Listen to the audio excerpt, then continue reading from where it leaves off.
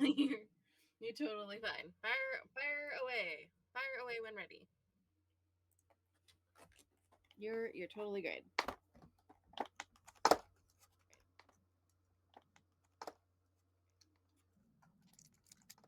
Mm-hmm. Mm-hmm.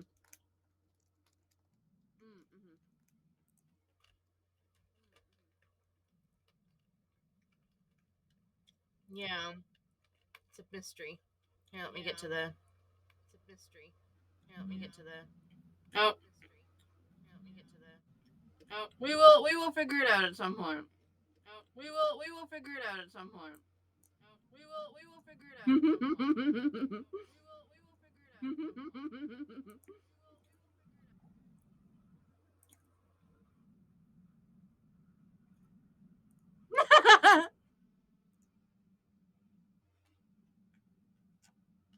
Yeah. This is. Mm-hmm. Mm-hmm. You know it.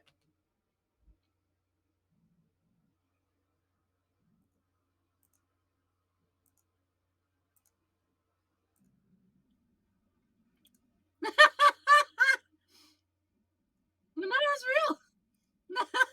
I love that for us.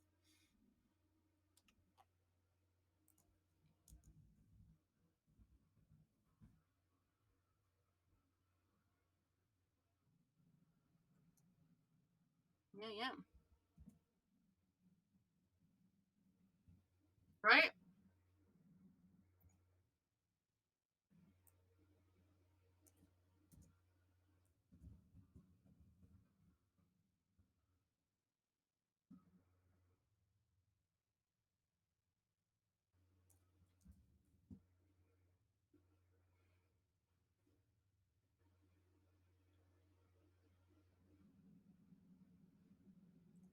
We do. We truly do.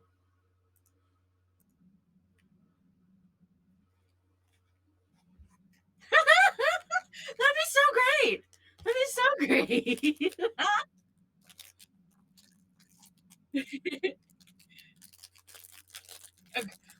Apochromatic choir. Let's go.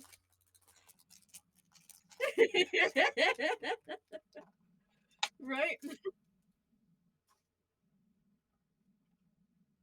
Yeah. Oh wow. Oh shit. Oh wow.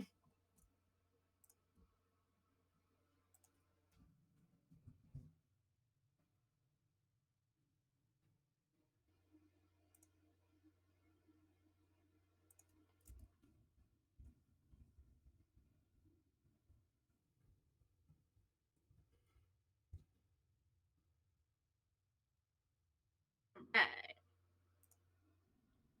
Yeah, I'm ready when you are, my friend.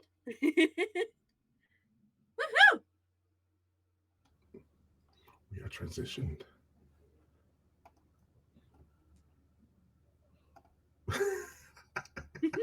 I'm just gonna pause here until he's ready, then we're good. Oh, what? No, we're live. We're live right now. I wasn't sure if we were on or not, so I just stayed like that. We're good. No, we're good. You were just gonna stay like that till I said something? Yeah.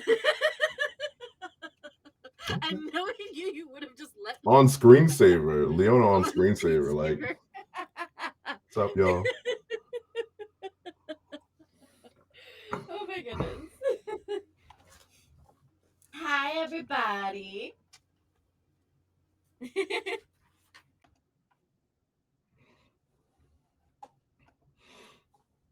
I'm doing good. If you're asking me, I'm doing good. I'm doing great. I'm really excited for this game, actually. Um, I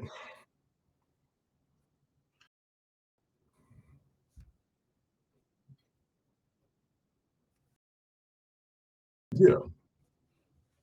Oh,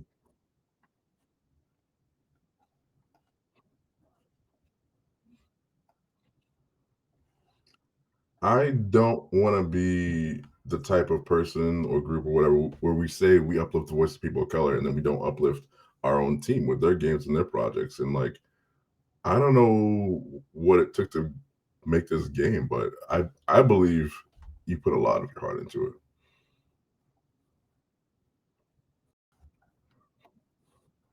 Heck yeah.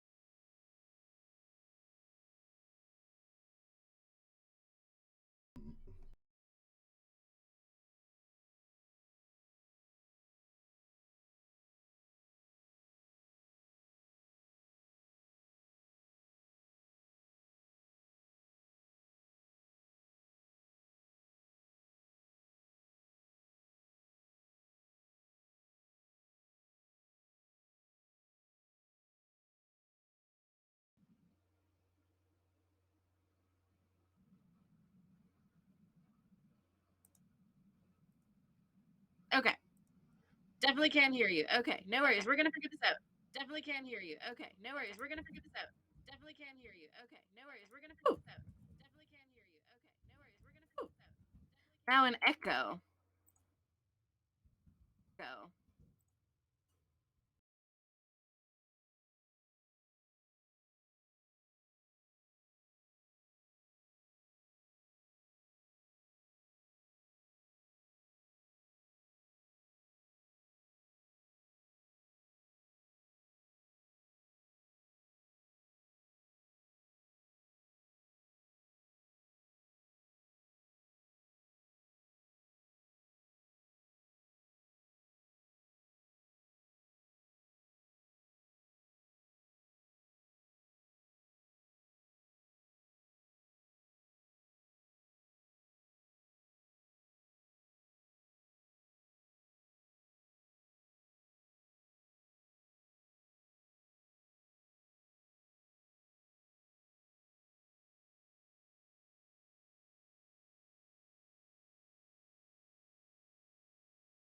You might have done it. You might have done it.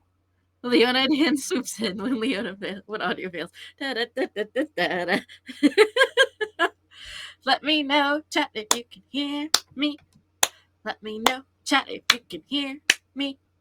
Let me know, chat, you can hear me. Can you keep me seeking?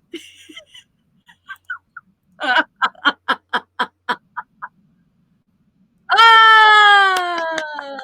Oh, mean.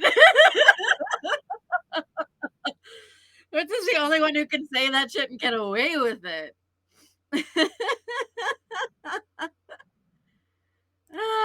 Okay, we're good. We're good. We can. No, you can't hear my tape. Oh no! How about now? What is Okay, there we this? go. I poked too many things. Too many things. Yeah. Cool. All right. All right, now we should be Are good. we good? We good? Okay. Okay. Okay, so yeah, the whole making of this game started about mid-September, honestly, because my good friend Kat, who is Peach Garden Games on Itch, and is a huge believer. Kat's whole thing is anyone can make a TTRPG, and so Kat even has a Twitch show called Take Flight, where Kat runs. I don't remember Kat's pronouns, so Kat runs different folks through writing and creating their very first tabletop RPG. Cool. So Kat posted about this identity jam and was like, this is an upcoming game jam for the month of October that I've created. And I read Identity Jam and it said, oh, like stories that only you can tell. And that part really hit me. Like the whole point of Identity Jam was a story that only you can tell. And in that moment, I really I thought back to if you download Cage, my game off of Itch, you'll see the very last page is a poem that I wrote in Creative Writing 12. Or like not a poem, but like a prose piece. It's just a picture of it, but that was the prose piece that I wrote in grade 12 to kind of explain this feeling of like having a foot in two worlds and like the thing that I was struggling with so much. And I don't know, just reading the premise of Identity Jam just made me go, oh shit, I've got a really good idea for this actually. Like I have a really cool story to tell because this is my story, but I don't know how to TTRPG. Period. And Kat was like, Leona, you know that what I was just like, I know, Kat, I know. And Kat was like, okay, what is your problem? Like, what is holding you back? And I was like, I don't know game mechanics, period. Like, I just don't ask me, right? Like the game mechanics I sensitivity read, that's a whole nother ball game. But trying to come up with game mechanics for a game, that's no sir, no ma'am, no thank you. And Kat was like, have you considered an SRD? And just in that one sentence completely blew my mind. Because for some reason it had never fucking occurred to me that on Itch there are just SRDs roaming in the wild for free for you to just pick up and use. For those who don't know what an SRD is, do you want to explain what an SRD is? An SRD is a system resource document. And it is basically like it's like the bones. It's like the bones because the SRD for Cage is called the second chance system. And all this information is on my Itch page as well. And so the second chance system kind of like explains the game mechanics and its philosophies and beliefs and all that kind of stuff. So it's like a one pager kind of thing. It explains it super simple. Because Kat was like, have you considered an SRD? I was like, okay, Kat, here's the thing I want to talk about. And it's about how growing up, as like a first generation, like I was born and raised in Canada. My family immigrated here.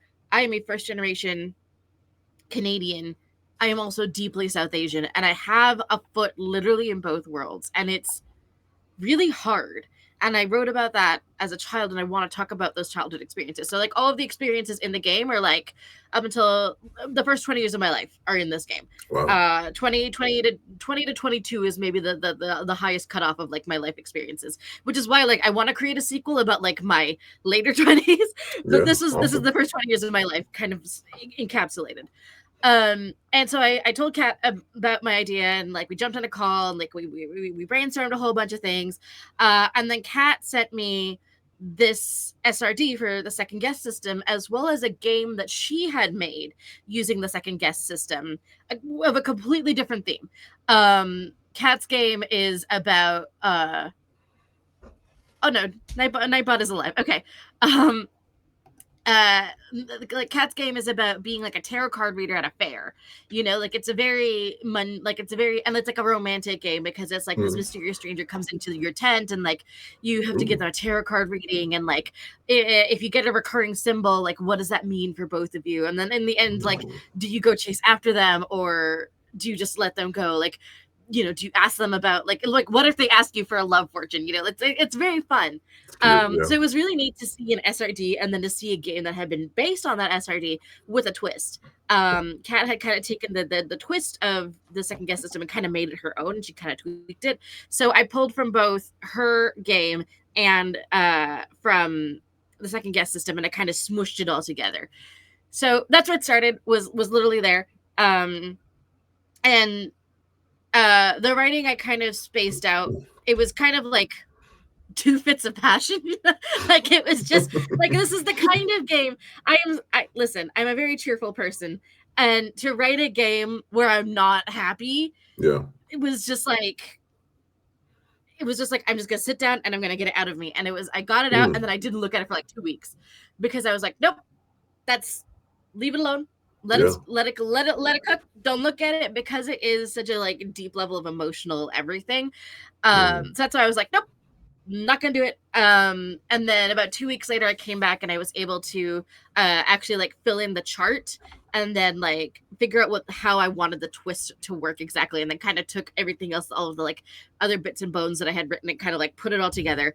And then I was like, you know what? Because my written spoken, like my prose piece from grade 12 was just black text on a sheet of white paper. I decided that the simplicity of keeping it black text on white screen was kind of how I just wanted to represent it visually. And like now that there's an extra month of Identity Jam, I might decide to go and make a prettier version, but like yeah, that was literally the entire process. And it was just like, all right, here's this SRD, here's this everything, and this was this core life experience. And I didn't know what I was going to put into the chart, but I knew the core life experience, and I knew that poem or prose piece, I guess it's more of a prose piece, was going to be the core like driving motivator for like the things that I wrote. And so yeah, it's based on the thing that I wrote in grade 12. And I just kind of made it come to life. And it's, you know, it's fun and it's interesting because your two outcomes are like Indian or like North American, and they're good and bad. That's not what's in the text.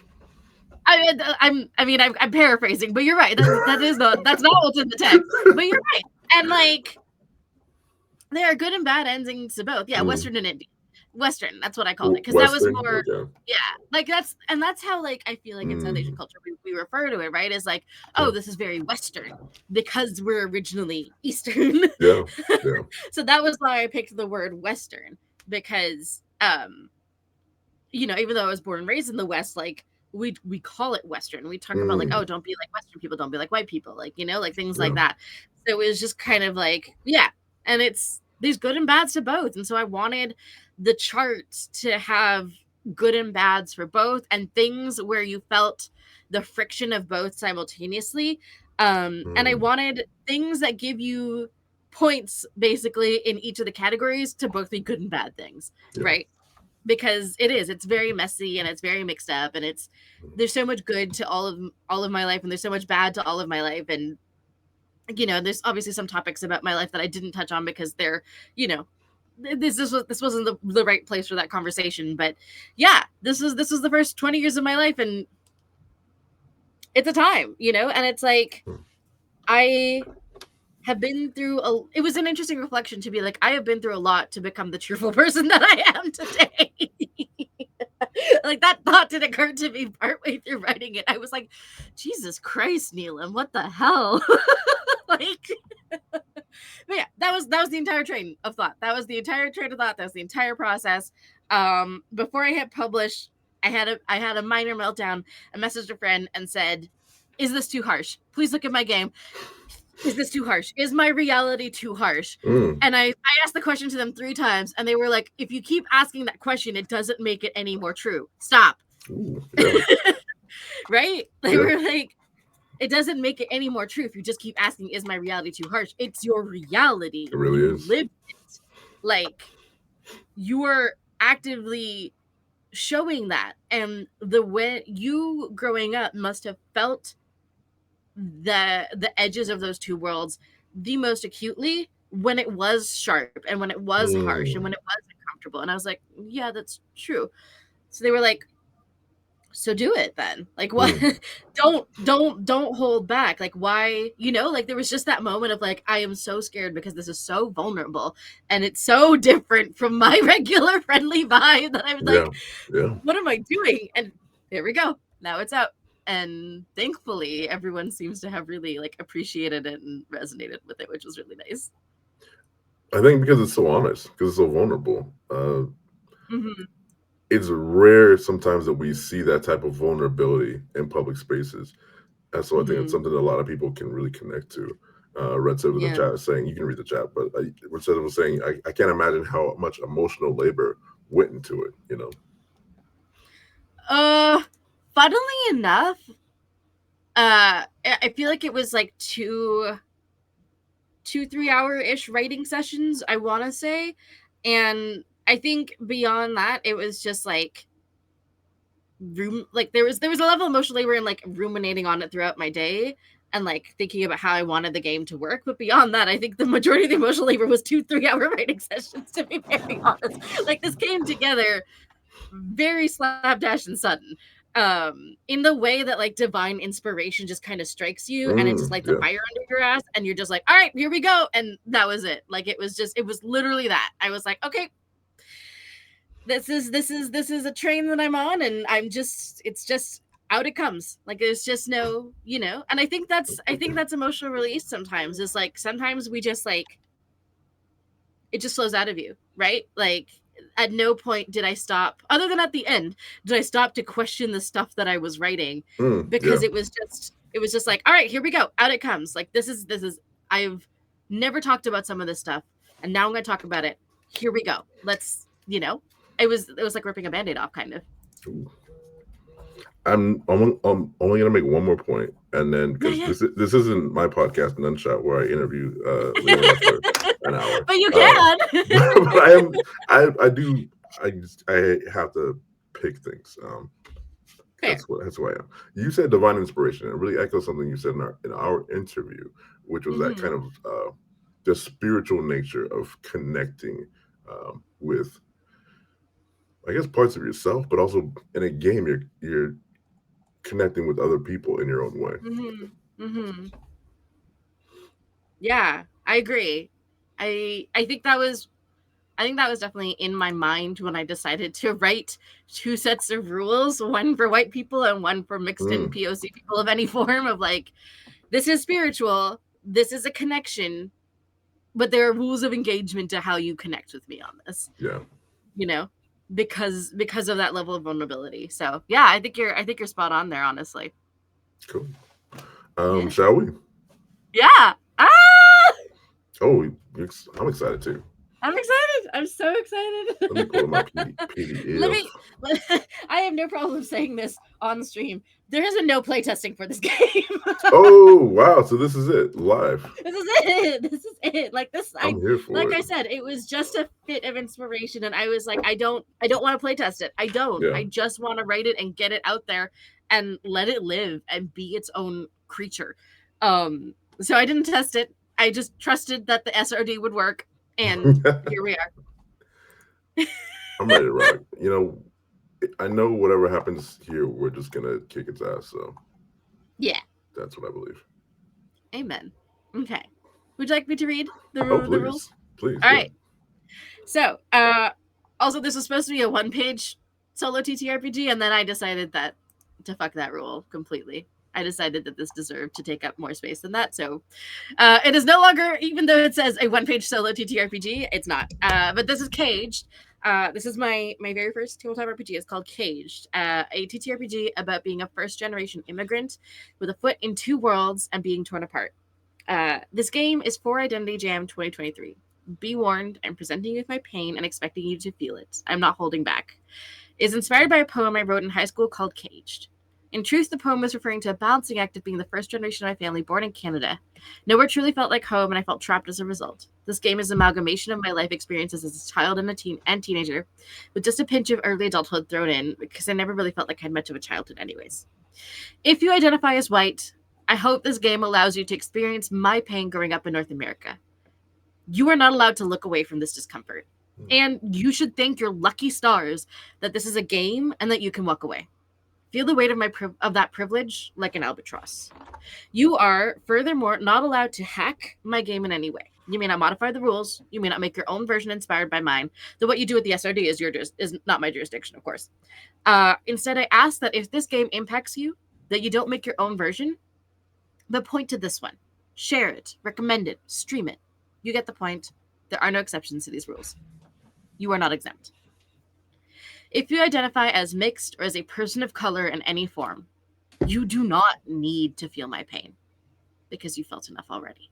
Modify the rules. Give yourself a happy ending. Make it so that there's a perfect world in which my caged childhood self is fully free and at peace. You also have my permission to make your own versions of this game and use mine as inspiration. Tell your stories. All right, things you will need. A paper and pen or some other way to record things, a D20 and a D6. Got it. Got it.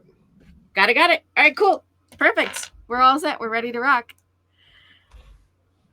If you write really slow, you start my class. Yeah, but I was like, Vancouver by Night, I really did. And I was like, I don't want to do that. I really was just like, nope, I just want this to take up space. I want it to be black text on white paper, and I wanted to take out space. So that's what I did. All right. The game and the rules.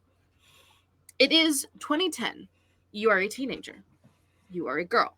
You are Indo-Canadian. You were born and raised here in Canada.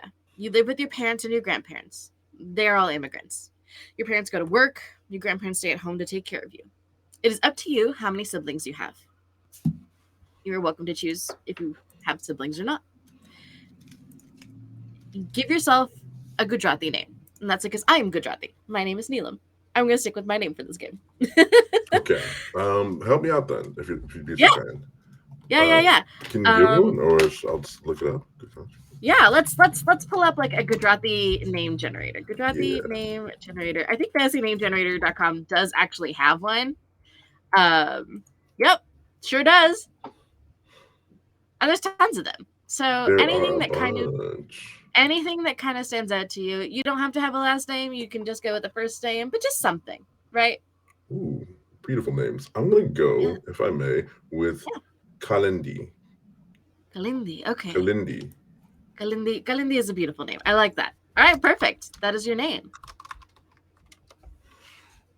Cool. All right, your name is Kalindi. What do you look like? What are your hobbies and interests? Know that if they're Western, your family will care less, but your schoolmates will probably like it. Or you'll find someone at school who does. Know that if it's Indian, that your family and community will like it, but your schoolmates might not. Okay. And for the record, like I went to school in a place that was like predominantly white and like Asian, as in like not South Asian, but like Eastern Asian. So I didn't really see many people like me. So for me, it was always just like, well, if I'm too brown, I'm not gonna fit in, you know. But if I'm too white, my family isn't gonna really care because they don't get it, you know. Yeah. So keep that in mind. But tell me, what are your hobbies and interests? Okay, so I did a little research, and 2010 was the year of Drake's first album. Oh, and I feel like as a Canadian teenager, almost regardless of race, like that would have just been my whole lifestyle. The posters, the CDs. I agree. Sorry, that's just my background for this character. So no, you just right. I'm doing, as a teenager, like I'm big into music. I love hip hop. I probably love like just a lot of like hip hop and popular music that everyone else like. All the other, it's the Western choice. It's all the music. It's most of the music that kids at school listen to. Yeah. So I think that's gonna be my hobby. Big hip hop head for absolutely. Yeah. I mean, yeah. Well, and I love that you mentioned Drake, because Drake is actually like a huge part of like South Asian culture too. Like I think Canadian South Asian kids really love Drake. So I think you're spot on. I think you're 100% spot on. Is there any reason in particular? I'm so curious. I love it so much. I don't know. I think we just kind of resonate with him, and I'm not sure why. But I just know Drake is a big deal. Like if you go to a South Asian event and Drake comes on, yeah. Like if you go to a South Asian event and Drake comes on, like every youngster's on the dance floor. Like it's just how it is. Yeah. I'm here for it. He was just the dude that we all love. So yeah, that's perfect. Perfect. So you eat Indian food at home, but you take sandwiches to school. Your knowledge of pop culture isn't the strongest, but you know a ton of Bollywood movies and TV serials. But you also know about Drake, which is great. At school, you learn French and speak English. At home, you learn Hindi from TV serials and speak in Gujarati. And to explain that a little further, growing up, even though I like Gujarati is my native tongue, and that's a regional language from India, from the state of Gujarat. It wasn't until very recently that we could get actual like media in Gujarati. Yeah. So Metro Vancouver in particular has a large South Asian population, but they were all immigrants from Punjab. So there was a lot of Punjabi being spoken, and Hindi is kind of like a lingua franca, where it's like everyone, you can kind of get away with speaking Hindi and everyone kind of understands. Sure. And Bollywood being the main kind of pop culture export of India is like, you're gonna know Hindi at least a little bit, because of it. So growing up, I watched, just because of the fact that I was living with my grandparents and they watched South Asian TV and all that kind of stuff. I watched a lot of like Bollywood movies and listened to a lot of Bollywood music. And yeah, it's only in recent years that I've really like started to get more exposure to like Gujarati music and arts and culture. Like it's still very hard to kind of access because it's not often provided. But also there's been a recent like influx of Gujarati folks to the Metro Vancouver region, so it's just been like so much more prevalent. But yeah, so my father made a rule where it was like you must speak Gujarati in the house, and then just by the nature of how similar all of these South Asian languages are, I could hear Hindi on the TV, and I like picked it up that way. And that was how I learned 2 of my languages of the 4 that I speak. So that's why I say like at school, you learn French and speak English. At home, you learn Hindi from the TV series and speaking Gujarati. Sometimes your tongue gets confused in conversations and forgets which language to speak. Because I'd be in French class and suddenly the Hindi would try to slip out. Or I'd be at home talking in Gujarati and the French would try to slip in there. Like when your brain knows 4 languages and you are interacting with all 4 of them in the same day, like your brain doesn't know what one to pick sometimes. It just gets lost. Yeah. Oh yeah, it's very fun. I enjoy being a bit of a polyglot, but yeah, that's why like I remember as a child like just like not knowing how to like communicate sometimes, or it's like somebody would address me in Punjabi and I would have to pause and figure out how to say the thing in Hindi because I just look brown, and there were very few Gujaratis around me, so everyone just assumed that I was Punjabi because you're South Asian. Why aren't you Punjabi? You're like you know, and the realization that there were other Indians from other parts of India. Not so much. Like the Punjabi community has been here for over 100 years. They're very well established. They've, so their assumption I understand, even though it was isolating. But yeah, and so I'd have to pause and I'd have to think, and I'd be like pause to understand what they had said to me, and then figure out how to answer them and tell them that the bus had already left in Hindi, and hope that they understood me. Like shit like that. Yeah. So that was. Yeah, language overload. So that was why I put those mentions in, because it was such a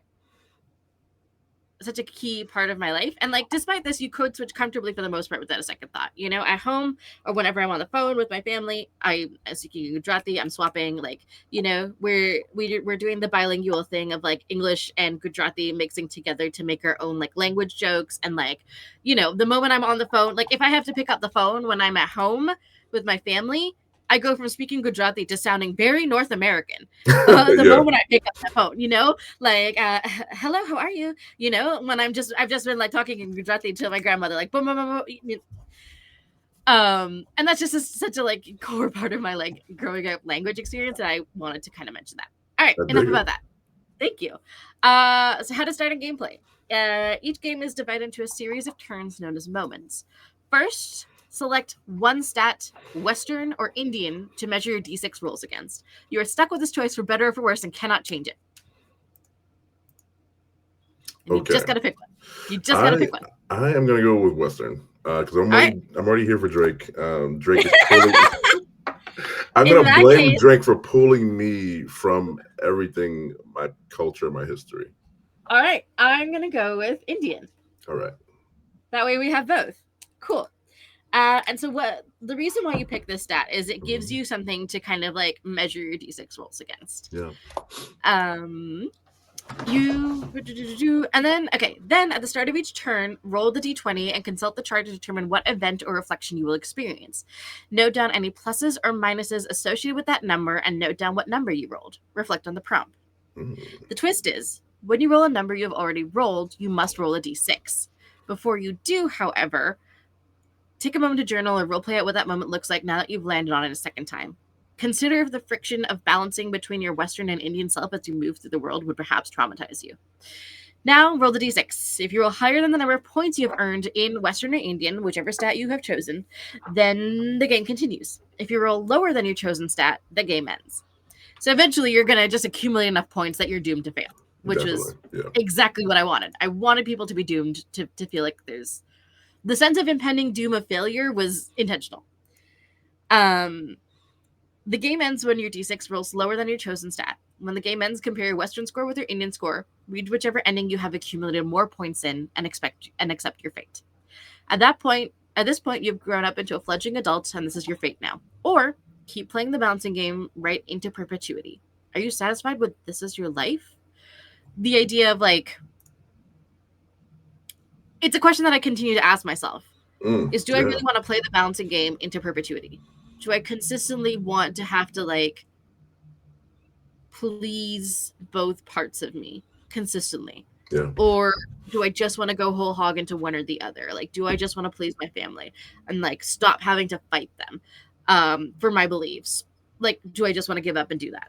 Or do I want to live the life that I want because I was born into this world, even if it displeases my family? Right? Like there's a lot of that I deal with as an adult. And so this was kind of my touching on that, is like, this is your fate now. Or like, you can either accept your fate as this is what you are going to be now, or you can keep playing that balancing game for the rest of your life and determine if you're okay with that. Yeah. Damn, Leona. Damn. Okay. Yeah. But for POC, there is an alternate ending. You find the solace among other first-generation immigrant kids, the ones who get it and want to embrace the best of both worlds. Here you find fusion that brings joy. Fashion, music, arts, and culture, like a third blended culture. You are understood and supported. You are safe and you are free. I felt this the most when I interact with musical artists like Delhi to Dublin, or I heard like a dubstep piece that was set like done by a South Asian person that had like very South Asian elements to it, and I was like, it me. Yeah. Because it's like, you know, like that you get the best of both worlds. I own a bomber jacket made by a local South Asian fashion designer. And a bomber jacket's a very Western piece of clothing, Sure. but she makes it with Indian fabrics. Oh, nice. She makes blazers and suits out of Indian fabrics, like these very Western items, like a bikini with Indian fabrics. And she takes these two worlds and blends them together. Incredible.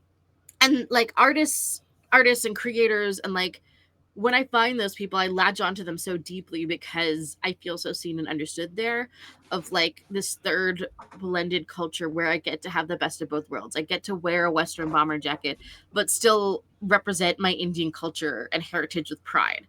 You know, when I listen to Delhi to Dublin, I get to hear this fusion music that blends dhol and bhangra with Western vibes and beats and sounds, and those are these rare few blissful moments where I feel at peace. And that's the happy ending. And so for POC, I wanted to encourage them to just imagine that third culture, that world where we can have the best of both worlds and just be at peace. You know, like you don't have to have your foot in two different places all the time and feel like you're constantly juggling. So that's the happy ending, which doesn't exist for anyone else, but for POC it does. If you're not POC, don't go away. This is such a chill game, Neelam. No, I know. I think it's an interesting concept because as POC, when we find that balance, we know it and we try to hold on to it for our dear lives. Oh my god, yeah. So to have that in the game, it's like, ooh, that's powerful. Yeah, it really is a feeling of like at peace. Like I put that jacket on and I feel at peace. Which is the strangest feeling, but it really, like, it makes me feel whole. I bought her scrunchies, I bought her tote bag. Like I just I give her all of my money because I'm just like, I love everything that you sell. It's gorgeous and it makes me feel whole. It makes me feel like all sides of myself are being represented authentically, you know? Like I call myself Leona, but then I had to be like Leona Neelam Maple because I'm Leona and Neelam. Like there are two halves and they make a whole. They are a whole person and they're all me. And it's, you know, like it's such like I keep doing this thing throughout my life where I put a foot in each world, whether I like it or not. And it's just like let's have an ending where it's all together and we don't have to fight. Or where I don't have to fight myself, you know? So that's it. Yeah. Do you want me to read out the two endings now, or do we want to get into the game and then read the endings after? Let's wait to the endings after. Cool. I think it'll be a surprise for anyone, for our audience. Yeah. I did also note, unless other specifies, because some of these things are a little bit adult, but most of these things happened to me as a child and or teenager. So most of these experiences are being represented as like a child or a teenager. Just as a that's the note under the chart. Just in case people were curious. Okay. All right. So all we gotta do is start rolling a d20 and then reading what number we land on. Would you like to go first? I will go first. Yeah. Oh, I got a 10. You got a 10. Okay. 10 is you are encouraged to study and pursue a degree of your choice. And you enjoy theater performances in high school and as many extracurriculars as you like. +1 to Western. Okay. So please note down +1 to Western. So like you could just tally them on your piece of paper. And yeah, you're encouraged to study and pursue a degree. You enjoy performing theater in high school and whatever extracurriculars you like, you get to have all of the things. You get to have the nice parts of Western education. I am feeling so ecstatic. Yeah. Because I can make choices for myself. I can find my own way. Theater is like it's like shooting a 3-pointer from like the other side of the court. Like it's just a low percentage success rate, unless you're exceptional. So to have my parents be like, "Oh my gosh, yeah, study theater, like be a part of this culture of bisexual people who have weird haircuts."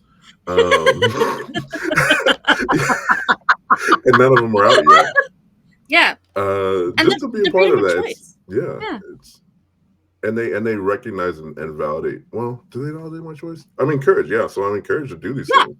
You're encouraged. You're encouraged to get a degree. Wow. It is very important to your family that you get a degree. Okay, so it's like, what would you do? Get a degree at the end of the day. Yeah. Okay. Yeah. Do whatever you want. Enjoy your life. Oh, okay. Child. So I misread it. You enjoyed theater performances in high school, but I'm gonna say that I chose theater as like my artistic, my absolutely educational aspiration. Yeah. Yeah. You get to do as many extracurriculars. You get to study.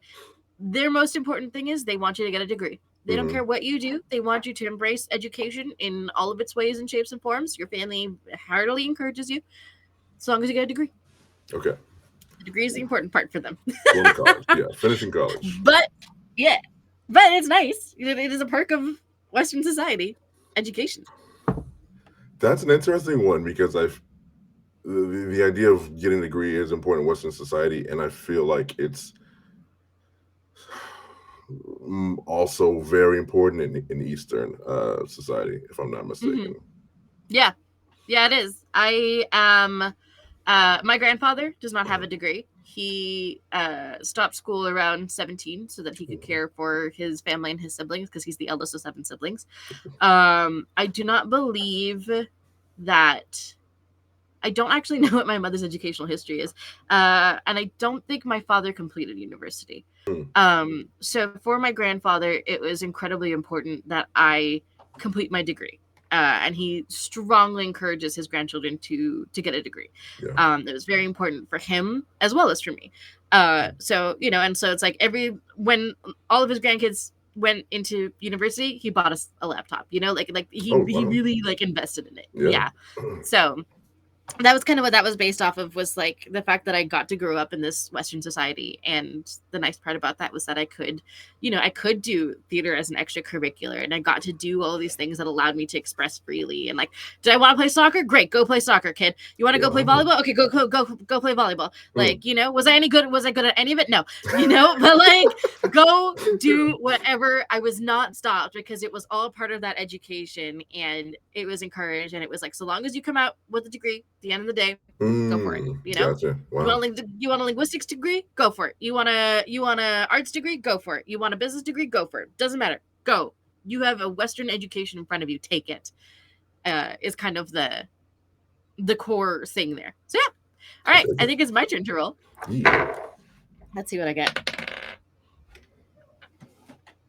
And make sure you note down that you got number 10 so that if it comes up again, you'll know. Thank you. Yes. Sorry. Thank you. I should have said that sooner. Oh shit.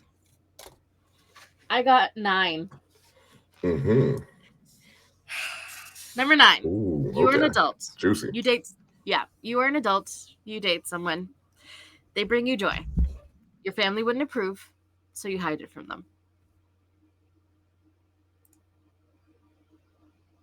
It's very universal. God, I read this thing. I don't know if I read it on Twitter or Instagram or what, but I remember reading this thing. I think it was meant to be a meme, but it was very profound at the same time of like the bed, like the pillow that we sleep on, like South Asian girls' pillows hold the chapters of their love life. Whoa. Because we just don't, like, in South Asian culture, you just don't share that stuff, right? Like, unless you're serious about the guy, you don't share that stuff. And if it's not someone that you think your family's going to approve of, you're definitely not sharing that. You know, you are sneaking out, you are keeping that to yourself. Like, you're not telling your family, because most families would not approve. And that would cause problems for you to be able to date the person that you're dating. So you don't. And so instead, when your heart is broken, you cry into your pillow. When you're ecstatic, you hide your face in your pillow so that no one hears you screaming with joy. Like, it was just like so reading that was very profound, and that was kind of what that was based on, was like, and it is based on my own life and my own dating life. Like, my family has no idea the people who I've dated and that I've loved, who have been incredible and who have influenced my life. The only person who does know is my mother, who has known about my last couple of relationships, because I've just been like, I've come out to her point blank at this point. So she's just like, she has at the point of like, I realize that if I don't be okay with this, you're just going to do it anyways and leave me in the dust. So she's like, I might as well get with it. And so because of that, she now knows. But yeah, those South Asian girls, and especially as teenagers, like, we don't talk about our dating lives, you know? We keep those things a secret. Wow. Yeah. All right. I've written down number 9 as my first dice roll. It is your turn. Oh, I'm up again. You're up again. Oh, of course I dropped it. Oh no! Dirty 20. Dirty 20. That's a 3. A 3? Yeah. All right. Call your grandparents in front of your white school friends. Code switch into Gujarati. See their reactions. Which is a little bit hard, I think, if you don't know Gujarati. But I remember calling home once in front of my friends. Like, in high school, I had a cell phone. We had cell phones at that point in time. So I'm with my friends, and I need to call home for some reason. I don't remember why. And so, I call the phone. My grandfather picks up, and I said, "Hello, Dada." And because my entire vocal tone and everything changed, like, everyone just like turned and looked at me. I was like, "What just happened there?" Like, someone like burst into laughter. I remember, because they were just like so surprised by it. Yeah. So that was what I was kind of inspired by. And I guess you can kind of like consider like what the range of reactions is when you switch into this other personality that people haven't seen you, and it's very unexpected, and like kind of how that makes you feel. That is kind of that Western and Indian tension of like, well, I am both of these things, and they are coming into conflict right now. Yeah. I'm imagining that it really speaks to a level of vulnerability as well, and it's some kind of vulnerability, but you are just exposing yourself. Yeah. Because in school you want to fit in. You're a teenager. You want to fit in. You want to get along with everybody. You want to speak the same language everyone else speaks. Excuse me. And yeah, to show them the other side of you. Show them that you have two sides of you. Actually, it's a challenge. Now, there's no cultural modifier or whatever you want to call it for this one. No, this was just one that you get to experience and kind of think about the. You just gotta reflect on them. Some of them are freebies. Okay. Yeah. All right. I think that means that you get to write down number 3 so that you can keep track of it, and I get to roll. Number 8. All right. You are proud of your heritage and wear Indian clothes to your grade 7 graduation in an act of defiance against everything that exhausts you. I did do this. I went to Catholic school. Uh, Wow. Ooh. in grades 5 through 7 because their curriculum was really good and my parents wanted me to have that very strong curriculum. So I went to a Catholic school. And it was very white. It was very white. And I did my best to fit in, but I never truly fit in for so many reasons. And I was just not having it. I was like, why should I go buy a graduation dress? I'm not going to ever wear it again. I do not have enough occasions to Yeah. wear a dress. Like I literally, like all my events were South Asian. I had no events to wear a graduation dress to again. Like it felt pointless to me. So I actively chose to wear an Indian outfit to my grade 7 graduation. Defiantly, I was like, I don't care. I'm gonna get ogled. People are gonna stare at me. They're going to be like, oh wow, that's so beautiful. Like that, like I'm gonna get that white Yeah. everything, and I don't care. And I didn't.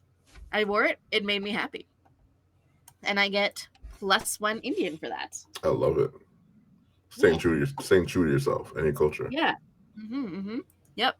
I was like, fuck it. I'm graduating. I'm gonna be brown. I don't care about white. It's fine. It is what it is. All right. Oh, what number was that? I gotta write that down. I think that was number 8. 8. Number Yeah. 8. All right. Number 8. The powerful thing is that you're graduating and you can just kind of, middle finger to everyone there if you're Yeah, right. Them, so it's like, whatever. Yeah, literally. I was like, I don't care. Yeah. Fuck this. I kept it unharassed for 3 freaking years. I went to religion class, learning the Bible for 3 freaking years. I can wear an Indian outfit for one day. I did. All right. Roll a d20, Mark. I got an 11. 11. You get dressed in Indian clothes and you're heavily praised by your family for your appearance, even if they did complain about having to alter the clothes for your weight gain. Ooh. But you look so beautiful. And I've gained weight. Yeah. I look so beautiful and I've gained weight. Yeah. And you've gained weight. That last part hurts. It's good to be accepted. It's good to be loved. But then there's that little bit of like, but we don't accept that. You're good. There was all this fuss about making sure that the clothes fit and having to alter them, and they got them all fixed up for you. And now that you've been through all of that bitching, now they're like, oh, you look so beautiful. Oh, wow. So like one of the Western kind of ideals, I don't know if parents actually do this shit, but it's like, yeah, accept your kids for how they are, no matter what they look like and who they are and gender, sexuality, love your kids. This is like, now that we've made you present in a way that's acceptable to us, and this is my interpretation. It's like now we can show you our love, if I'm that's a really misreading good then let me know. No, that's a really good interpretation. I really like that interpretation. For me, it was always like, as someone who did like gain weight in my teenage years, it was always like the praise always felt hollow because it was like, you just spend so long complaining about how you had to like, like, oh, this doesn't fit. Oh, we need to add 2 inches here. But like, you just spent so long doing all that shit, and now you're like, oh, it looks so nice. Really? You sure? You mean that? Jeez. Can I trust that? That hurts. But you're right at the same time, because it is conditional, right? But it's also like, oh, now you look beautiful because you're fully dressed in your Indian outfit and all that kind of stuff. And it's like, there is kind of that praise, but there's also like a lot of body shaming in South Asian culture. And this one I just wanted to take all of that and just be like, because my family, they're Jews by caste or tailors, so like that's our cultural heritage. We don't necessarily conform to that God. I can't even. So, but like my grandmother would like alter my clothes, right? Or like we would ask, and we would like, she would like have to like, she would make me an outfit, and she would like leave like, this much room on the inside so that as my weight expanded or shrank, she could like take it out or put it back in, and like, And it's funny because my mother is plus size, so it's kind of inevitable. Like I am the exact same physical shape as my mother. We look like twins, you know? So it was just and the people tell us that we look like twins all the time. So it's just like this was kind of inevitable. Yeah, Like this was yeah. genetic. I don't know what y'all want from me. I don't know how, how do I squish the boobs and get them to stop growing? Like I can't. I can't. Like there is no act that stops the body from taking the shape that it wants to take. Mm. You know, and I did not realize that until my late 20s. Um but Oh like wow, yeah, wow. yeah, That's ooh, yeah. you're adult Late at high that point. school, mid to late 20s, and I was just like, nope, the body just does what it wants, Yeah. you know? Like there is no juice cleanse or diet or anything Mm. is going to save you. And let me tell you, I did those in high school. So Mm. I was just like, yeah. So that all of that kind of amalgamation of experience is what I wanted to put into Oh, that one. I felt it. I felt it. Ooh. So that was 11, and I'm gonna mark +1 Indian. Yes. All right, my turn. Ooh, I've got an 8 again. Okay, so technically at this point, I roll a d6 because I have gotten the prompt a second time. Okay. And we're going to see if I roll higher than the number of points that I have earned in Indian, because that was the stat I'm choosing to roll against. I rolled a 5. I only have 1 point in Indian. So that means that the game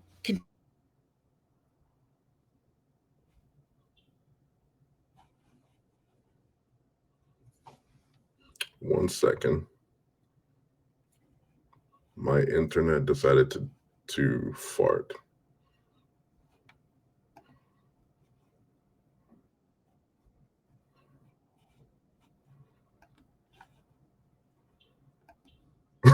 Yeah, it was such a powerful roll that we got knocked off the World Wide Web, which is a new thing I just invented.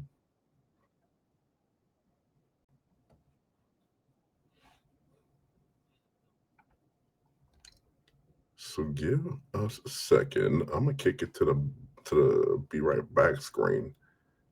Do they still have that dog? That little dog that was like technical difficulties dog? Anyway.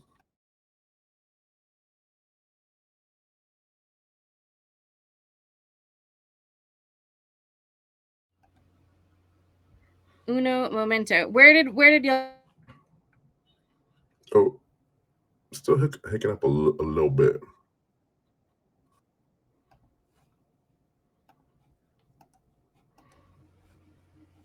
Am I back? Yeah, you're back. Ah, okay. My apologies. Where did you lose me? I apologize. It left my That's head okay. so quickly. It is all good. The TLDR is You know who that would know is Retsev. Retsev be like, yeah, I took notes. Sorry. and he did. oh my goodness. Right after your 5 roll and you said the game continues. Yes. The game continues because I did not roll higher and because what's the word I'm looking for?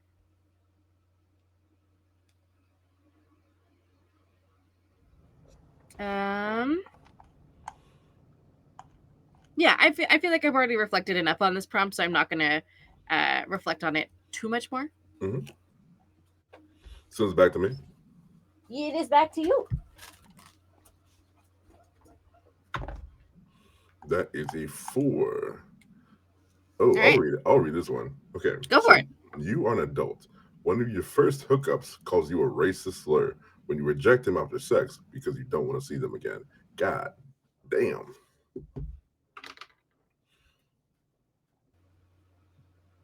My heart is a little bit broken. Hmm. Wow. Yeah. Wow. Hmm. Yeah, I mean,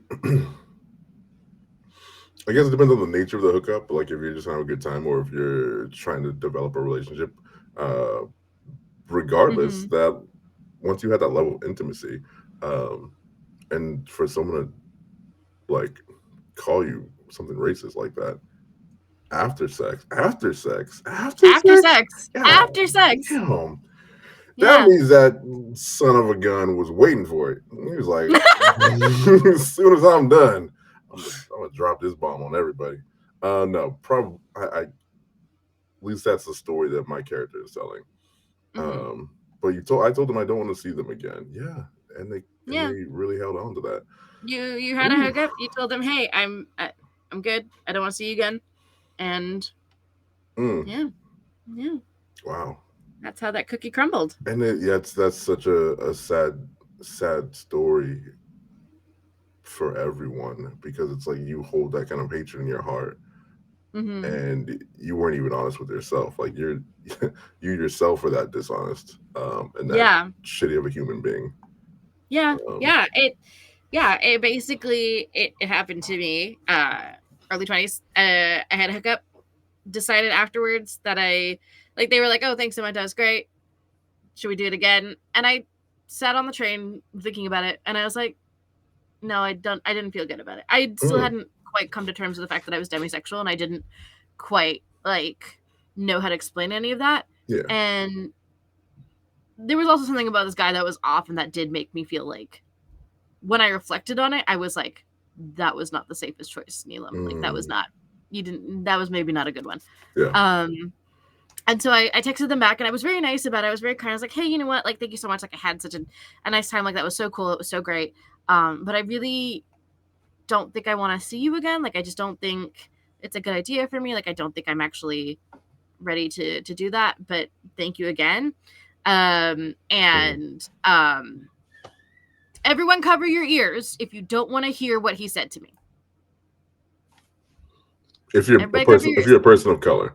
Also, Leona, I want to let you know before you drop this bomb. Maybe I shouldn't tell you until after you do the bomb. But your captions aren't picking up. Oh, wait, I can But fix that. the captions are gonna bleep it out anyway. Probably if they're any good.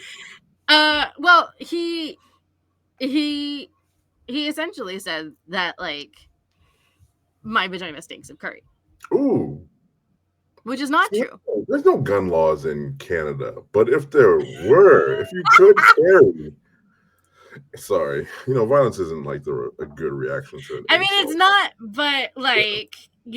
it just that was his response over text What was to a just yeah. go for my body and to Mm, talk about me. And it's a common racism that happens to South Asian people of like, oh, you curry scented bitches. Like that's something that mm, I forget what celebrity said it to Zayn Malik. Uh mm. who said it? Hold on, I want to Google this because it is a pop culture reference. There was a point in time on Twitter, I don't know which Twitter account of mine it was, but in ye olden days, I definitely did post like proudly a curry scented bitch. Curry scented bitch Zayn. Who said it? Azalea Banks. I have to look up who that is. Azalea They- Azalea Banks is a Azalea Banks calls Zayn a curry oh, scented bitch. Azalea, girl, stop it. Yeah, the rapper. Mm, Girl, what happened as a response to that was a lot of people, a lot of South Asian people going on Twitter and being like, "Hi, curry sent a bitch and proud. Like, yeah. what you gonna do? Our food's delicious." I remember 10 years later, I saw this TikTok of this girl who is like, "You're gonna eat my vagina like it's a fine meal, slurp it like it's sambar, bitch." And I was just on the floor wheezing because it was so good. Let's Because go. it was so good. And Mm, let's go. And that solidarity was so beautiful to accept this thing about you. I'm still not okay with talking about my own body that way, but mm, when other South Asians do that thing, yeah. it is Ooh, very healing. So yeah, this was a thing that happened to me. After a hookup, I turned them down and they decided to become racist. And that's why I mm, put it in here. wow. Yeah. Yeah. Ooh. Yeah, it's a rough one. All I've right, been that through a was number lot. 4 Oh my for you. gosh. I don't know what my character. this, I don't know what I'm making. is what I'm saying. Like I wrote this chart and I went, "Girl, are you okay?" Like, Kalindi is kind of hurting right now a little bit. Okay. yeah. Sorry. Yeah. It's Let's. no, you're good. You're good. Like I just listen, I had to kind of trick myself too. And that's why, do you see why I sent this to my friend and was like, is this too harsh? Yeah. Oh. These are 20 things that are really not easy. Like, none of this is comfortable. So yeah. Number 3. You had this one. Yeah. You had this one. Call your grandparents in front of your white school friends, code switch, and if you do at the end, see their reactions. Yeah. Did it. I'm not going to elaborate on it. We've already been there. Okay, I'm up there. Go off. That is... okay, I think I did this one. No, you did this one. It's an 8. Yeah. I'm wearing my Indian clothes to 7th degree graduation. Screw the Catholic school, which probably had some other shady business dealings going. Okay. Yeah, probably. But that's one. That's a +1 to my Indian culture. That is +1 to your Indian. You keep getting all the point ones. I've gotten like one thing that's given me points. It's kind of ridiculous. That is 10. 10. I did it 10. Yeah. That was my first one. You did 10. All right, it's my turn to do number 10. Let's see. That gives me +1 to Western. I am encouraged to study and pursue a degree of my choice, and I enjoy theater performances in high school and as many extracurriculars as I like. Yeah. I love my education. It's also very weird having a Western education when you've grown up with a very Eastern political mentality. Because, I mean, Western beliefs are very different from Eastern beliefs sometimes. And, like, I'm feminist because y'all brought me to this country and decided to have a baby here. Like I'm a feminist because of the choices that my parents made. Yeah, let's be very clear. Like, if you are mad about how I turned out, shouldn't have decided to move to Canada. Bad. Like, that's at the core of it. Like, it really is. Like, I learned about feminism through university. I learned about all of these beliefs that I have through school. Where else would I have been exposed to them? It was through school. And that's why I've turned out the way I am. And it's like, sometimes I'm just like, if y'all didn't want this. Yeah. These are the consequences of this. These are the consequences of your actions. Why, you cannot hold this against me for turning out this way. Y'all moved here. It wasn't even me. I didn't do it. I didn't do a damn thing. I just existed. Anyways, go ahead. I love it. Oh, that's a 2. That is a 2. Okay. What do we got? Oh, I'm cooking Indian food. I love this for me. Yeah. Right now, I'm balanced. I'm 3 Indian, 3 Western. Ooh, I am 1 Western and Indian. Yeah. Enjoy that. I am. Yeah, I am. I feel like first couple of dishes weren't so hot, but getting the swing of things, probably with my parents' help or aunties. Everyone's got to get auntie. Why everybody got auntie that can cook? Anyway. That's just the POC thing. You got an auntie that can cook. It so is. There's the auntie that cooks, and then cooking is a huge part of South Asian culture, and I think especially for girls. And it should be more so for boys too, but like girls are inherently given that narrative of like, oh, you're gonna need to cook and clean and like care for your husband. So we get indoctrinated into it a lot sooner, and that was why it was one of the early ones that came to me, and I was just like, yep, Indian food, because there is so, like, I've just kept that problem simple, but there's so much to it, and about making the perfect round roti, as if that matters. But then hearing about like your grandmother talking about how like back in her day, like if you didn't make perfect round rotis, then your mother-in-law would drag you onto the street and abuse you in front of like yell at you in front of other people. And I was just like, okay, I'm a child, grandma, but all right, thanks. But I mean, it like I understand that my roti looks like the shape of Africa, but it fluffed up. It's not a dud. And the taste? That's good, right? It tastes good, right? Mom made the dough. It's like it's not like it tastes bad.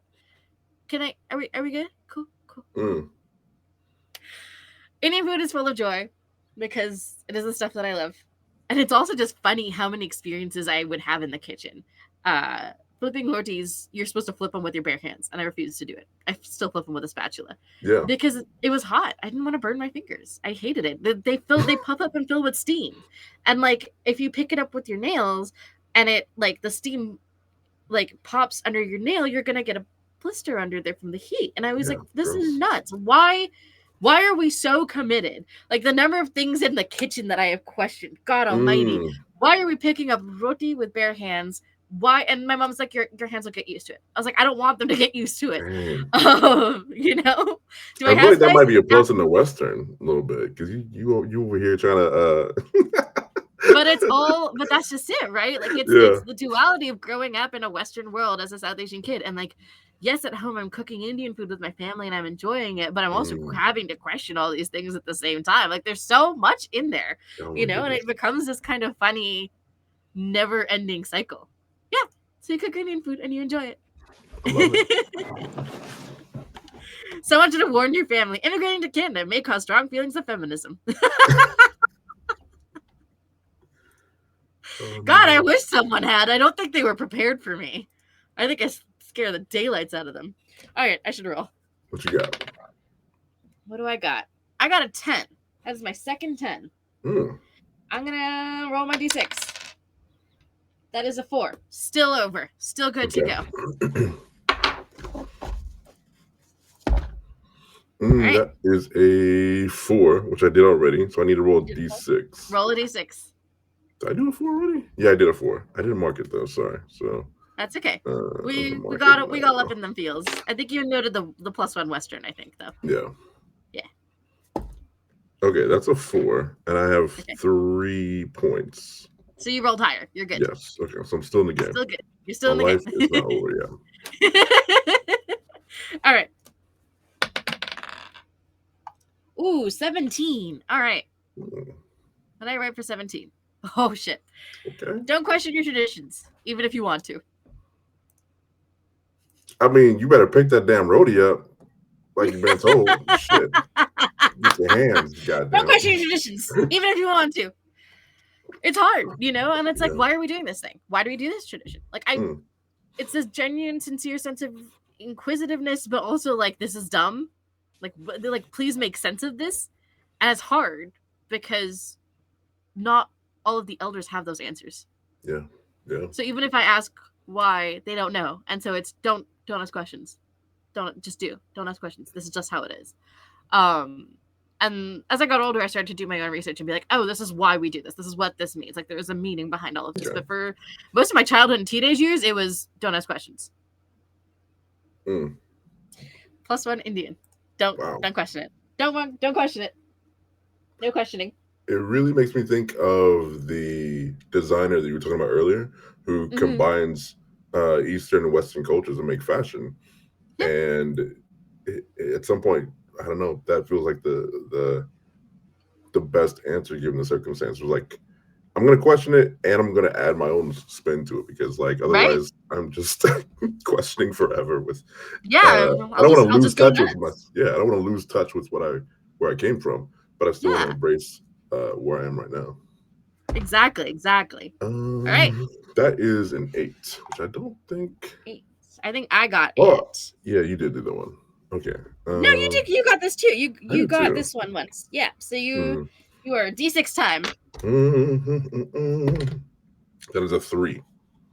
That's a 3. How many points do you have in your chosen stat? You picked Western, right? Yep, and I have 3. Okay. I did not account for this. Right.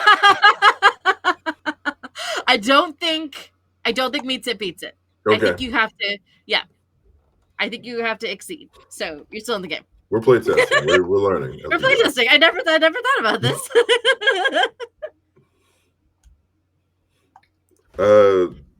You're up then, right? Or yes. You're still in. Yes. Yeah, you're still in the game. Yeah, I'm still in the game. 11. Ah, you got this one. I didn't. You get dressed in Indian clothes. Are heavily praised by your family for your appearance. Even if they did complain about having to alter the clothes for your weight gain. Yep. We talked about that one. That is +1 Indian for me. Oh shit, I've got 3 in Indian and 1 in Western. We're gonna see. All right. I have 13. It is 3 weeks after your 13th birthday. You've hit puberty by now. Your elders explain their expectations for marriage to you. You are upset. Ooh, now that's a +1 Western. Hmm. Interesting. Yeah. Interesting. I'll let you interpret this, and then I can explain my logic. Okay. Um, well, we're in Canada and not Arkansas, so where being married at 13 would probably be on the table for a lot of people, but that's not what we're talking about. Mm-mm. Yeah, just that you're being hit with this. Here's how I relate to it as a Mm-hmm. black masked person. It's that thing where Mm-hmm. people say like, "Oh, you're a man now," but you're 13 or you're 14. It's like, "Oh, Mm-hmm. you gotta grow up and be a man." And now it's like, "You're a woman now. You've hit puberty. Now I'm childbearing age." Whew. I'm 13, and people are expecting me to have these everything marriage entails, which is they always lie to you. They don't tell you about the bills and Mm. the arguments. But anyway, No, but they want true you to that. have this ideal relationship and marriage to this one person who I've never met. And Mhm. I just want to listen to Drake. The new Yeah. Drake just dropped, and like y'all are talking to me about like who my boo is gonna be, who my life partner is gonna be. My body's changing, and I'm just like, well, this doesn't make any sense. Yeah, I'm upset because, like, of course, you're talking about questioning traditions. Like, where does it connect? I don't. Mm-hmm. Yeah, sorry. I'm as confused as you might have been at the time. So that's where Preach. I'm at, and that Yes. confusion is making me upset. Yes. You're doing great. That's yep, absolutely. This happened to me 3 weeks after my 13th birthday. My grandfather sat me down. He gave me a handout. I still have it somewhere. He wrote it all out for me. He gave it to me on a piece of paper. Um, and it explained expectations for marriage because I was now a teenager, so I might start dating. So I needed to be informed of what the expectations were for me growing up, and it was Mm, the list included weird things like do not marry a divorcee because they come with baggage and children. And I was in my head going, I'm 13. oh my This is a lot goodness. to preempt me with right now. Like you're Yeah. really front loading this. Mm. Um As an it was adult, just 13, you're a child. You're yeah. still a child. Looking back at it, I was like, you are a baby at 13 years old. You are capable of nothing. Sorry, 13-year-olds in No. the chat, but yeah. Yeah. Yeah. Like I it made no sense to me. And it was so disorienting and confusing and like upsetting for that reason of like why is this happening to me now? Yeah. And okay, first of all, you're sitting me down to give me this document that you've written about your expectations for my marriage at 13. I don't think I'm getting married anytime soon, but you're putting all these expectations on me. You're talking about things that are considered unacceptable and why, and like it's just really weird. And it was just one of those moments where it was like, this feels deeply archaic. Mm. And therefore it pushed me to Western. Oh, ho, ho, ho. Yeah, you brought me here, hence feminism, and now this is yeah, Well, it did, right? Because yeah. it's just like, are you fucking serious? Like, are you kidding me? Like, is this really happening right now? And I was upset. Like, that's why I wrote, you are upset. Like, this is Mm, upsetting for you. Like, this is uncomfortable and confusing and upsetting. This is an unpleasant experience. You don't want to have this talk with your grandfather. Like, you don't talk about the birds and the bees, but you are being talked yeah. about marriage, So you are upset. And because of that, you are going to push back on this. You are going to Mm, push away from this, and that's going to push you towards Western. yeah. And that was why that one became +1 Western. And on the other side is the idea of yeah, you can. Your body is yours. You can control your body. Yeah. You don't have to do anything with your body you want to do, including marriage. So, yeah, of course I'm gonna join Team Western. Yeah, Yeah. yeah, Yep. it's That rough was over here. a big one for Team Western there, because it was Yeah, just like, wow, what? Yeah, wow. and like, how do you take that to school and then talk? You don't. Oh You yeah, don't. How do no, you? not that age. How Forget do you? about You it. don't. How are you going to Yeah. explain that to anyone? So I didn't. Okay, Yeah. I've marked 13 and my plus Awesome. one for Western. So Awesome. Awesome. Yeah. you're up then. All right. 19. All right. Celebrate Christmas. +2 Western. Uh, It sounds silly. it, I it, know. and this is the problem with the lack of anything beyond Western viewpoint, which it just seems like Christmas is so natural, whether you celebrate it or not. It's like you're Yeah. always gonna deal with Mariah Carey, every Yeah. December. It's inevitable. Yeah, but there's so many parts of the world that it's just not a thing. Yeah. And it's like here in North America, you can't escape Christmas. Yeah. Like, you just can't escape Christmas. So, you embrace it. Everyone else is having delicious food. Why should you miss out? So, we celebrate Christmas at home. Do we give two shits about baby Jesus? No. No. Listen, nobody does. Nobody cares. Nobody does. Nobody cares. We just want to have a Christmas tree because it's pretty. We want to have delicious food. We get a stat holiday. Fucking let us eat. Does the Christmas food also include half Indian, half Western? Yeah, maybe. But still. Let's go. Yeah, Does it still, we're still celebrating Christmas? Like, it doesn't matter. So that's why I decided to celebrate Christmas. +2 Western. I dig it. I'll rock with it. Mhm. Was that mine or yours? That was yours. That was mine. Okay, yes. I put my 2 points into Western. I am 3 and 3, and I have noted down number 19. All right, your turn. That is a 6. Oh, I don't think we've had 6 yet. No, we haven't. But this is the origin story. I feel like. Yes. She's so excited. This is so nuts to me. This is so, like, I don't know how else to react. Like, this is so nuts. I love it. Write a poem in grade 12 to outlet your frustration at having one foot in 2 different worlds. Oh, P.S. Your short story on depression won an award. You won't be diagnosed till university, though. Gosh, dang. Okay. Wow. I'm so sorry. No. So here I am. I'm kind of indie. I've been living in 2 worlds my whole life. Mm-hmm. The real time of exploration is typically in your 20s, so I'm far away from this time where I can like figure out where these are. So I've just been hanging on to my culture and Drake, and it's like where I picked Drake. No, I'm just kidding. Never picked Drake, y'all. But yeah, just that frustration. What am I supposed to do? I don't have any real. I'm trying to find autonomy, but I don't know how any autonomy to make these choices. Mm-hmm. So it's like no wonder I'm depressed. No wonder I just don't understand like where I'm meant to go. And I'm proud that I won an award for my article for my writing on depression, but I really don't even know what that means because I won't be diagnosed until much later. And the teenage version of depression is a trip. Yo, yeah, it's so far away from.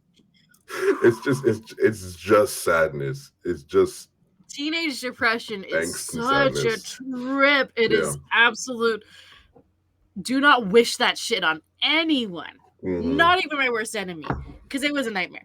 Yeah. I did write Caged, the poem / prose piece in grade 12. I wrote a short story on depression using the black dog metaphor, which is commonly associated with depression. I had just learned about depression because I had a friend who was going through it. And so I wrote. Were they white? No, they were South Asian. They were an online friend, actually. Okay.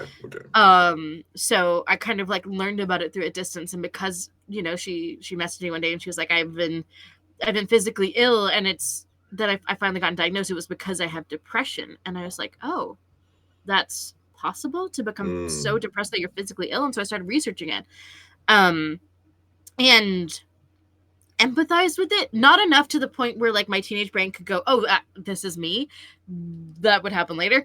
But enough that I like understood it to the point where I wrote a short story about depression and about the black dog and about how some people have very little black dogs and some people have very big black dogs, and how some people cope with medication, some people cope in other ways, and like kind of like putting all that into like this very symbolism based short story. And I got like, I think I got bronze medal for it or silver medal for it. I don't remember, in the school writing contest. So I got an award for it. And then of course was not diagnosed. Like, oh, you're fine. And then years later, like in university, when my anxiety and depression hits its absolute peak, and I'm a fucking wreck, that's when I get diagnosed. So it's like, oh, and then you look back at your life and you go, oh, huh, I did write that in high school, didn't I? Yeah, and I've been depressed the whole time. I've been depressed the whole time. I asked if your friend who identified with depression was white, because in typically, and I'm really overgeneralizing, but generalizing in general, POC parents are like, the fuck is depression? No, it's true. I had that experience. Yeah, they I do not want to straight up hear had that anything about experience. your depression, Yep. or care, or to believe in it, or Yeah. yeah. No, absolutely. It was funny actually, because despite both of these experiences, one of my in-person best friends in high school was both trans and depressed, and I couldn't see it. And I could not see it. I couldn't see either of those things, even though it was all right in front of me. I was a teenager, and I just did not put 2 and 2 and 4 and 4 together. And they've since come out as trans, and they're a happy person, and they're and I'm very happy for them. But it was just like, yeah, it's just those weird times in high school where it's just like you're interacting with all of these things for the first time, and you're just like, I don't know what to make of it. I don't know how to look for it and what it looks like. And it was just, so yeah, it was kind of, I wanted to put all of those things into this one, because it was like, these were all these like high school mental health experiences that I had, but also I wrote this prose piece because I'm going through so much shit. There you go. Yeah. Number 6. Now that one also didn't have a plus for Indian or Western. It's a neutral. You just get to live with it. You get to live with that friction. Oh no. I feel so bad. She's trying her best, really. She's trying. She's hanging out with all the theater kids, and they're like mopey as fuck. Sorry, your turn. No, you're great. You're great. I feel a little bad that I'm putting you through all this suffering. All right, number 2, cook Indian food. All right, I've got an Indian food one too. There we go. All right, then me. Your turn. I got 11 again. Okay. So that means I roll. Roll your d6. That's a 4, and I have 5 points. So you rolled under the number of points you have. So is that it? That is it for you, my dear friend. All right. Which stat do you have more points in? I have more Western. You have more Western. All right. You ready? And Drake was a tiebreaker, pretty much. As he should be. All right. Are you ready for your Western ending? Here I am. Yeah, let's do it. Okay. We're not like white people. Don't act like a white person. If you gain too many points in Western, you are seen as one of the kids who won't care about community and culture and won't uphold traditions. You feel the weight of judgment and disappointment, and why can't you be like those other Sanskati kids? Sanskati meaning culture. You will lose out on the richness of your culture, the tastes, the colors, the smells, the fun. You may not remember how to practice your religion properly as you get older. You're whitewashed, and you miss the fun parts of being Indian. The price you paid for being born in the modern world. You're a feminist and no one listens to you. You feel isolated.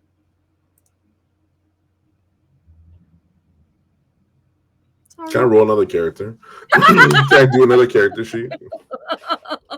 No, there is no happy ending, and that is this game is such a bitch because there is no happy ending. It's you get your freedom and your independence and the ability to live in Western society, but at what cost, right? I feel like there's a level to this of being in in that Western world, I'm also the best way I can come up from is I'm also just a token for a lot of people. I'm somebody's Indian friend. I'm somebody's ex Yep. friend. I'm somebody's friend. Like, oh, they don't. They're one of the good ones. Kalandi's one of the good ones. She doesn't. She rebels against her oppressive culture. Yada yada yada. Yes. Um, Yes. I am. I Yes. am. I'm not at the party that somebody is telling my life story. If that makes sense. Yep. I wasn't invited to the party, but someone else is gonna, some other in another group, they're like, oh, I have a friend who does, and they got to tell my whole life story, Yep. um, that they're aware of. So, Mhm. yeah, that's rough. That hurts.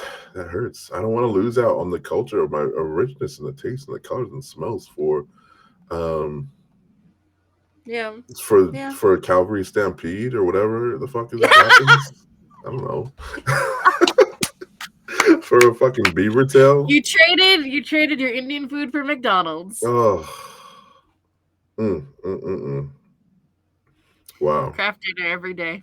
Mm. Mm. Craft dinner every day. Oh, damn. Whew. Well, at least I have, I don't know. I don't know what I Your have. independence, your freedom, Yeah. your Westerness. Yep. I had it all along, but I Feels gave it bitter, up eh? for, yeah, Yeah. yeah, Yeah, yeah, it's a bitter pill, and it's hard to do that balancing act of like, like I know like Indian elders all the times were like, oh, these kids these days with their pizzas and pastas and burgers, and it's like, listen, I like that stuff. I also like my Indian food, yeah, but like, you know, yeah. yeah. Mm. This is why I gave the POCs an alternate ending because I was like, this sucks. Well, yeah, but the POC can identify with it. True. Most can readily identify with it. Just that idea of like, do I really have to make a choice, or can I just be me? You know? Yeah. And like that accusation of like whitewashed, Yeah, Yeah. yeah. Yeah. Yeah. All Or right. or professional, as they say when Yeah. you reach 30. Um, Oh shit. mm, Ooh.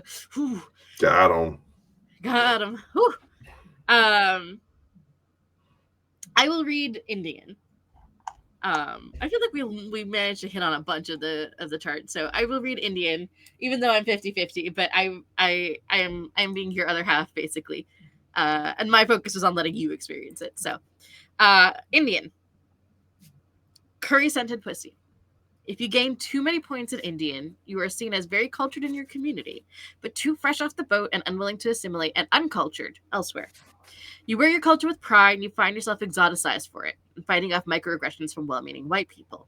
Mm. People make comments about how you smell like curry or how your food is smelly or too spicy. Or they ask you about arranged marriages and if that will be your fate. Just exactly how brainwashed are you by Desi culture? Are you also going to become a victim of the patriarchy? Things are nice when you engage in your world and your culture, but North America just doesn't understand.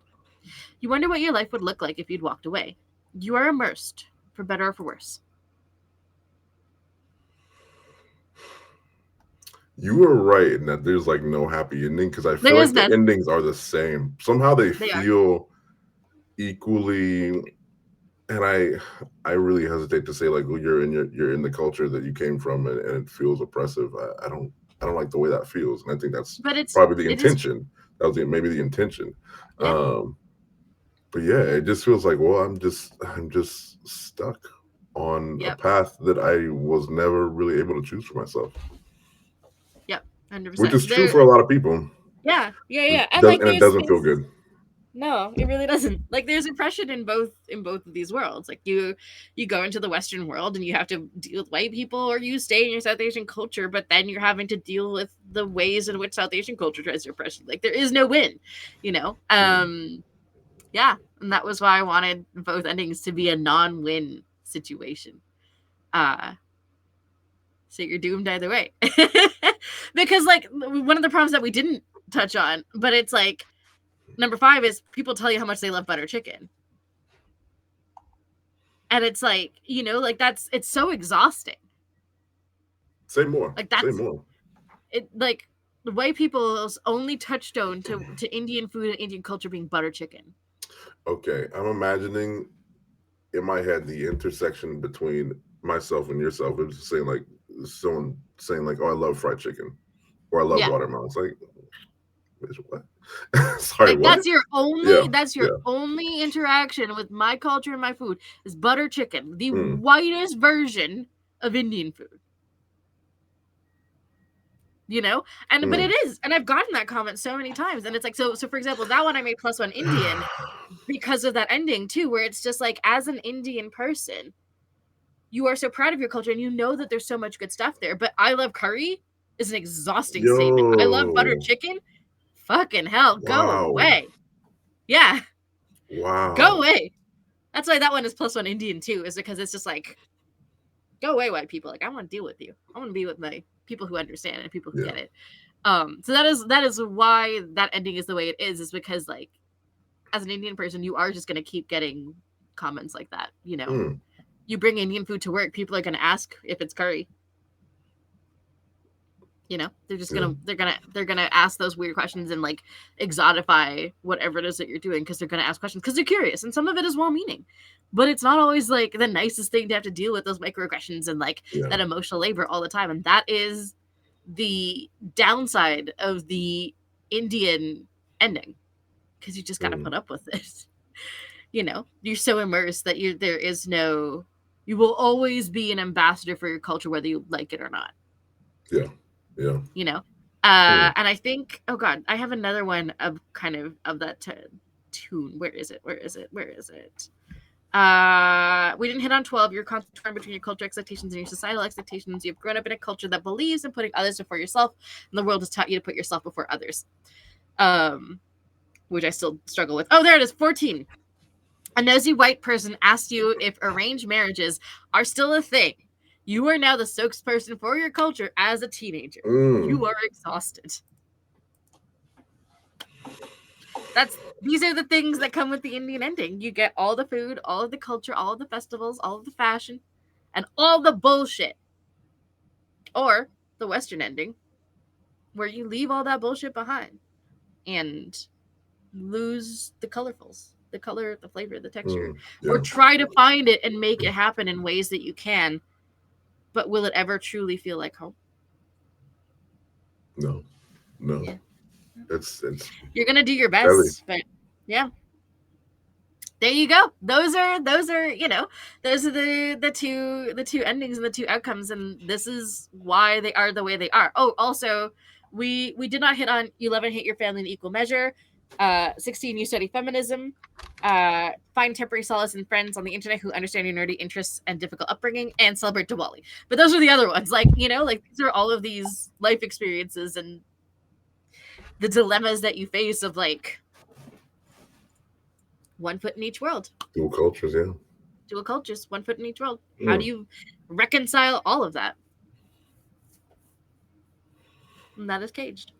I love it because sometimes the best stories are ones with no ending, right? Mm-hmm. Where you just Yeah. left to sit there and think, and you're like, oh man, it's a lot. And this game captures that Yeah. perfectly. That idea um of yeah, the theme of the game. You're just like Yeah. what? Yeah. What? It's not. Huh? No, it's really not a kind game at all. Yeah. Like, it really is just such a bitch of a game. And yeah, I'm sorry for putting you through it. Thank you for playing. No, I you dropped it, and I was like so excited, and I'm on my own journey, and I want to see other cultures because there's just so much I don't know. Right? Yeah. And this game gives me that opportunity to experience that, even in the smallest bit. Well, and the emotional side of it, because I'm Yeah. feeling like I need like a hug and another hot tea or something. Like, No, absolutely valid. yeah, Absolutely 110% valid.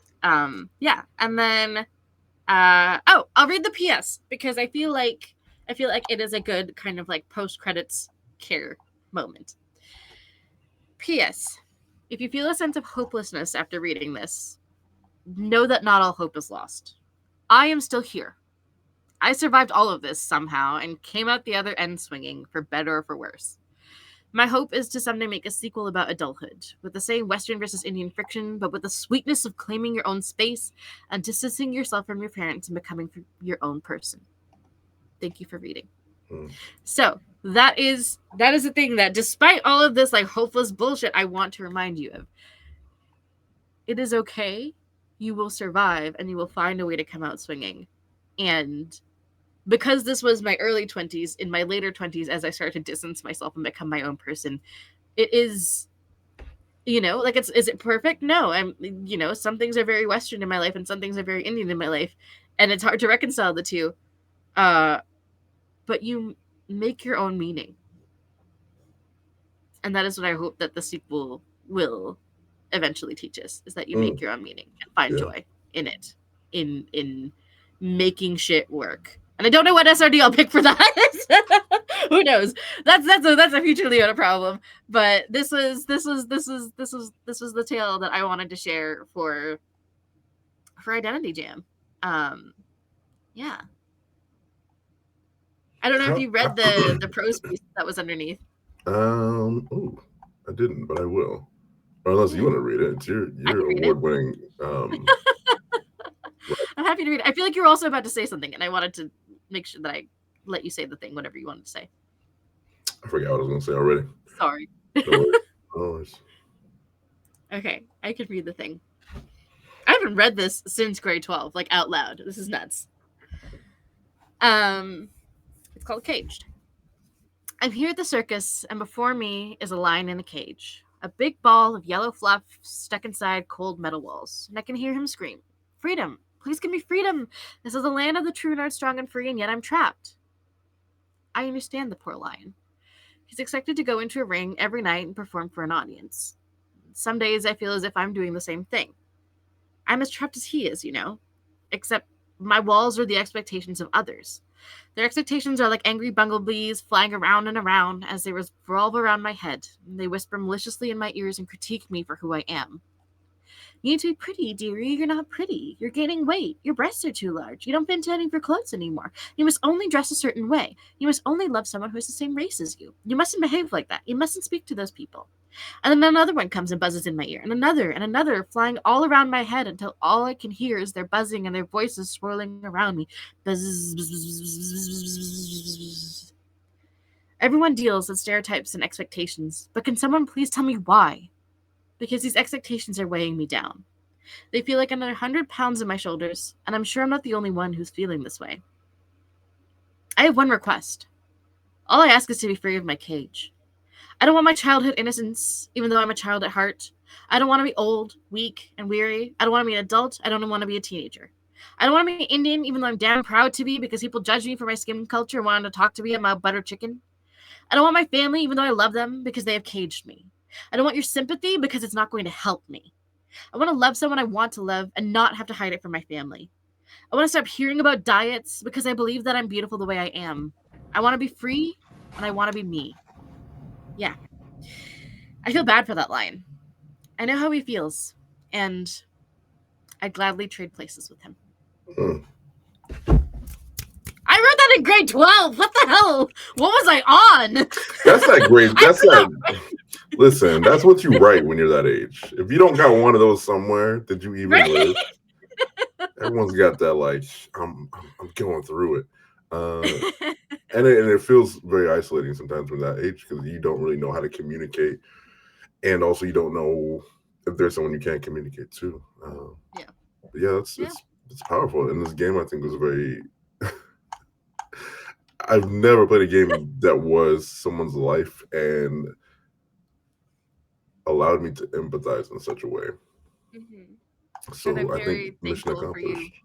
Thank you. I'm very thankful that you wanted to go there and play this and hear about all of these things that I have lived through. And like, it is a lot. But like I said, I survived. I think I've turned out okay despite everything. And it will be okay, Rest assured that Galindi has her outcome, but she'll make it work and she will find a way. Yeah. That is Caged. I hope it sets you free. Thank you. I would not have been able to like talk about this game if it was not for you being here. You're welcome. You're welcome. Shall we do the outros? Let's go. Yeah. You go first. All right. Hello, everyone. My name is Leona. It's weird. Awkward. I'm being weird today, and we're just embracing it. I'm full of the strange energy today, and I think it's just because I've had to go through this whole thing where it's just like it's all the vulnerability, right? I think that's part of it. So I'm embracing the weird. But hello, everyone. My name is Leona. My name is Leona Neal Maple. You can find me on Twitter and Blue Sky and all over the internet at the Leona Maple. TheLeonMaple.card.co is an excellent place to find me to keep up with all of the places and all of the things that I publish and all that jazz. You can find my game on itch if you would like to buy it, if you would like to support this painful ass creation. My 20 years of life that I just chucked into this document. But thank you. I wrote it for Identity Jam 2023 with inspiration from Peach Garden Games. All of that stuff is on the itch page as well. It uses the second guest system SRD by Gamenomicon. So please go check out those phenomenal folks too. Please go check out Identity Jam. There's so many cool, beautiful games in there that are identities in so many unique ways. Like some of them are real pretty in some ways, like some of them are real weird. Like there's a little bit of everything, but it's like Identity Jam is really cool because it's about people telling stories that are unique to them in some way. And if you're on the jam page and you click on a thing, there was a question that we were asked when we submitted our games, which is like, how does this represent you and your identity? And so you can kind of read this little like explanation blurb from the creators, like about their submission, and then you can like go to the actual submission after that and like check it out and like download it or pay for it or whatever you want to do. But yeah, so please check out Identity Jam. It is on till the end of this month. It got extended, so please do check it out. That is all for me. Thank you for being here and feeling the pain with me. Aww. I know I laughed through it, but that's my coping mechanism. Listen, you can't cry all the time. No one can cry all the time, and that's sometimes it feels like we can, but it's unsustainable. Yo, truly. Everyone, my name is Mark J. It's been a pleasure to be here to play this game with Leona. I saw Leona post this, and I was like, shouldn't we be like yelling about this shit all the time? And now that I'm playing about it, I'm like, oh yeah, maybe we're maybe keep it a little quiet. No, I'm just kidding. I personally was trained to empathize with people and also had trauma, so I empathize with people because of that. So this is a powerful game for me.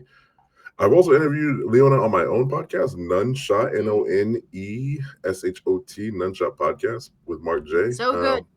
I think I was maybe first or second episode, but you can check out our interview there on Spotify or on the Apochromatic Unlimited website, which is where you're watching this stream right now. Apochromatic Unlimited, we are here to uplift the voices of people of color in the TTRPG space. We have a zine. We have games, we have streams, we're doing so much. We're taking a little bit of a break. I'm still working because I can't stop. Like I'm just like, yeah, let's just run some games and record them and put them in places. Anyway, we are taking a little bit of a break until after the new year because people need to just relax and stress out, and we're just here to not stress ourselves out. The world wants us to burn out, to work so hard that there's nothing left of us. So we are taking a little bit of a break, but we're still gonna have fun with games like this potentially, and and Retsev is gonna be here to support everything we do. Retsev, I apologize, I couldn't get Retsev do their Patreon tier. They were meant to have a character, NPC character in a game, and I couldn't get it to Connie in time for the Junshi game. But the character names were like Butt Segs and like J Dongle and stuff like that. That's what I have in the email from Retsev. It's not really. So I couldn't get that to Connie in time for the Junshi game. But In upcoming games, we will be using Reta's cool names for NPCs, and you too can get your NPC named if you follow our Patreon. Become a patron. There's low tiers, there's high tiers. Yeah, I know. There's so many tiers, but they all support us. Every little bit supports everything we do, including games like this. So yeah, that's all I got. Check me out at More the Merrier. It's literally right there on the bottom corner of the screen. So, whew. If that's it, Leona,